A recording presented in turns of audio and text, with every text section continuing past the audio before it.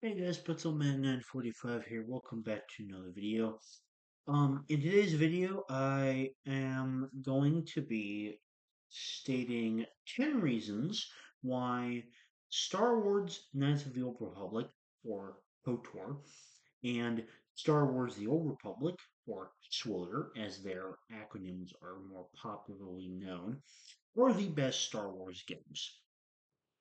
This is an idea that I got from AC, who is a frequent commenter on my videos. He's given me a ton of great ideas, so this is another one from him. Um, and yeah, let's get into the video. This is not like 10 reasons per game. This is like combining both of them. So I'm going to be talking about aspects of both games when I mention these 10 points. So, the first point, both of these games were made in what I would consider the peak BioWare era of masterpieces. This is just when BioWare was turning out game after banger game, and these were no exception. It was just like these games are awesome because it's BioWare in their peak era tackling Star Wars in such a fantastic way. My second point is each game is in its very own distinct time period. So obviously, KOTOR was the first big departure with this because it takes place um 4,000 years, I'm pretty sure, before A New Hope. And as such, it is literally like unlimited freedom to do whatever the heck they wanted as long as it got approved by Lucasfilm, I'm pretty sure. And then SWTOR just like advances the timeline forward by like 300 years, and there's still like an almost infinite amount of room to play with in terms of the kind of content they can cover. Um, which is what more Star Wars media should be doing nowadays, is following the example of these games and like being like setting themselves apart by being in a unique time period where there is more option to explore in Star Wars. Um, Reason number three is the amount of content. This more applies to SWTOR because although I do want to talk about KOTOR, for a 2003 game, has a lot of content and the planets are pretty damn open for the most part to explore, which is always a lot of fun. Um, there's quite a few different side quests that you can do, which are all very interesting, which I will get to. That's another point on this list. But um, I am primarily talking about SWTOR in this respect of content because it is such a huge game. There are like the 8 DLCs. There is so many different side quests. There's like a major quest line on a lot of the major planets. There's a ton of flashpoints which have their own like contained stories. There's tons of like separate storylines and expansion content for which also have their own flashpoints and go through entire planets, and those planets also have additional side quests on them as well. Um, there's even like two more like massive DLC expansions. There's Knights of the Fallen Empire and Knights of the Eternal Throne, which on their own could have been like stories to an entire game in itself. That's how big both of these expansions are together. Um, the amount of content is just absolutely insane, and there is just so much to do in both of these games, I would say, for the type of games that they are, which just makes them incredible. Um, Number four, the story is peak. Now, this is a very broad thing to say, but like what I'm saying about this is like the the story parts of all the content is fucking incredible. Like more talking about Sorter, but also relating to KOTOR. This is not a situation where there is a lot of content, but it all feels empty. All of it was very, very purposeful. And aside from like a few, in Sorter, like a few bad planets, and in KOTOR, like one or two boring side quests, like um, the main story for KOTOR is just absolutely incredible. Like the Revan twist is got to be one of the best twists in video game history, in my opinion. Um, and it's up there in terms of icon. It's earned a place next to the "I Am Your Father" twist or Empire Strikes Back in terms of pure iconicness to Star Wars as a whole. It is such a genius twist in it, and the way that it encapsulates the entire story is fucking perfect. And then we get to SWTOR, where, as I mentioned with Knights of the Fallen Empire, Knights of the Eternal Throne, in those two games there are many moments and even one or two entire chapters that I would straight up consider peak fiction. Media, whatever the fuck you want to call it, just peak, just like absolute like peak fiction. Um, and that's only one part because all all of the class stories I've done, many of them are fucking incredible. Like Bounty Hunter, Jedi Knight, and Sith Warrior, all fucking fantastic. And even the ones that were just kind of decent, like the Trooper one, still had some very, very good moments. And then there are certain like planet quest lines which are just incredible, like the one on Balmora or Belsavis or Voss as well, is just amazing. The story part of the content is just it's just peak. It is so well done, and it's very hard to generalize this without like getting super specific into a lot of examples, but it's peak. Um, Number five, the companion system fucking rules, dude.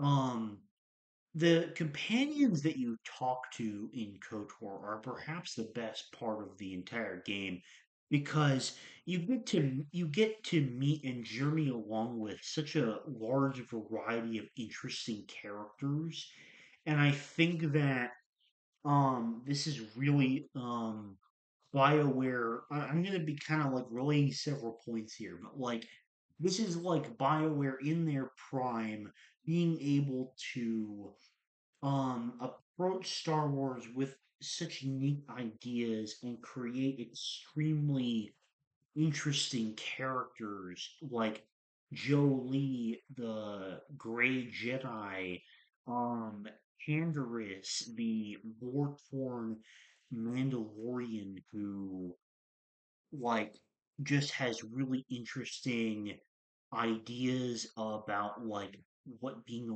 warrior means and how he has to come over that definition. Parth in dealing with grief, even though he can be kind of annoying, and kind of his trust issues as well.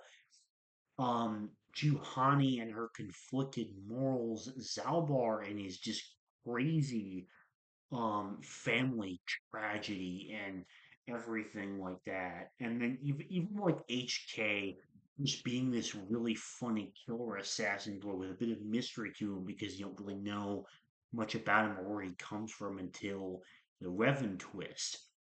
Um, and just getting to level up the companions and learn more about them is just such an interesting process to me. And and this is definitely not just a KOTOR thing, although this point is a little bit more of an emphasis on KOTOR, but the companion stuff in SWTOR is also fantastic because unlike KOTOR, um SWTOR companions actually occasionally have side quests related to them that you need to do to progress it. And a lot of the characters that you get as companions are generally extremely interesting and fun to travel along with and fun to get like comments on and stuff like that and constantly like increasing their influence and stuff like that. Um the companion system is just it's done so much better um in these games compared to a lot of other games I've played, and it's just amazing.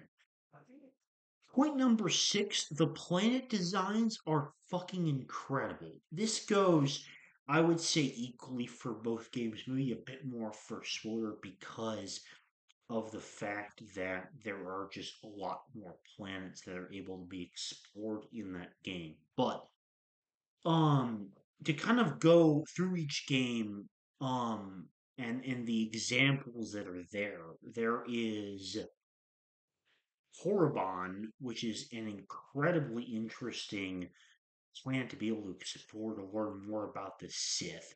There is Manan, a beautiful underwater planet. There is Kashyyyk, which is like this lush forested area, which is just really cool to be able to visit and explore. Um, there is like for some SWTOR planets, there's like Belsavis, which feels like it has like five different biomes in it. Incredibly, And and then there's Voss, which is like this fascinating planet with like how the Voss are connected to the Force and the landscapes are just absolutely gorgeous. Um and then there's the kind of like industrialness of um Roman Kos as well, and kind of like the big city feel, but also like the untamed nature side of that. And then there's like the fascinating lore of Zakul from the expansions. That is such an interesting planet as well. And even like planets that the games share, such as Tatooine, for example, like the way that you explore Tatooine comparatively between both games is completely different because Tatooine is a fucking huge planet. Um, and there are so many like vast different areas that you're able to explore and just all of these things is just really fucking cool. Um, and the amount of detail about like the the kind of the kind of detail and care that went into the designs of all the planets creates this just incredible level of immersion. Number seven, this is a point that I alluded to earlier at several points, but the side quests are fucking amazing. There are so many different creative side quests like the Geno Haradan or the Trial quest in KOTOR, which are my two favorites in the game. Um, and then there's so many other interesting ones as well in SWTOR, specifically with like the planet quest lines, because there is so much fascinating like just content that and the way that it like pertains to different uh things about the planet with each one, and the fact that none of them really feel similar, and the fact that there are different versions for the for whether you're playing as an Empire character in SWTOR or a Republic affiliated character.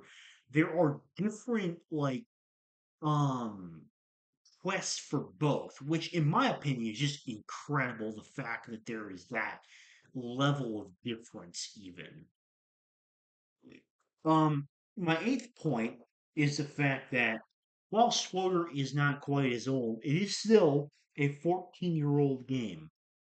And KOTOR is a 22-year-old game. And both of these games are still perfectly playable today, in my opinion. Now, does KOTOR have definitely some graphical issues and outdated AI? Definitely, certainly. Those are honestly valid criticisms of playing the game today. But that doesn't mean that the game is unplayable in a sense. The game is still perfectly playable, and you can have a lot of fun with it. And SWTOR has like none of those issues. Because it's like one of the few MMOs that's been going as long as it has that still receives semi consistent support, which is just incredible to me. And it really just shows the longevity of both of these games and like the amount of content and everything. The fact that they really hold up is why they're just amazing Star Wars games. Number nine, the freedom of choice. Within KOTOR, the ability to make decisions based on the morality system is fucking genius, and the way that it directly ties into the dark and light side idea is just amazing. Um, and the kind of freedom you can have with those quests is just absolutely fantastic. Um, and then in SWTOR, like specifically, I'm referring to the expansions. Like the choices you make literally directly affect the story, and it is so powerful. Some of the choices that you can make, it feels like you have so much power in your hands, and the freedom of choice, especially concerning like what side quests you do and whether you want to do one or not, really adds to the immersion and the enjoyability of it. But lastly, and perhaps my biggest point of this entire video, is that both of them, even though they are set in the Old Republic era, they both bring a unique vision to Star Wars. And I cannot emphasize how important this point is to me, because I have always said that Star Wars is what it is, and it is so good because it is this combination of so many different visions and ideas and interpretations of one person's vision, which inevitably becomes another vision for Star Wars. Um, and that is what makes Star Wars peak fiction to me, is the fact that there is all these different ideas and visions for it. And this kind of relates to the time period thing, because both of these games bring their own unique ideas to Star Wars, and that to me is the ultimate goal of a fantastic Star Wars game that is expanding the lore by adding new details that are fresh and still make sense to the rest of Star Wars. Um, and that has been 10 reasons why KOTOR and SWTOR are the best Star Wars games. Thank you very much for watching, and I'll see you later. Bye bye.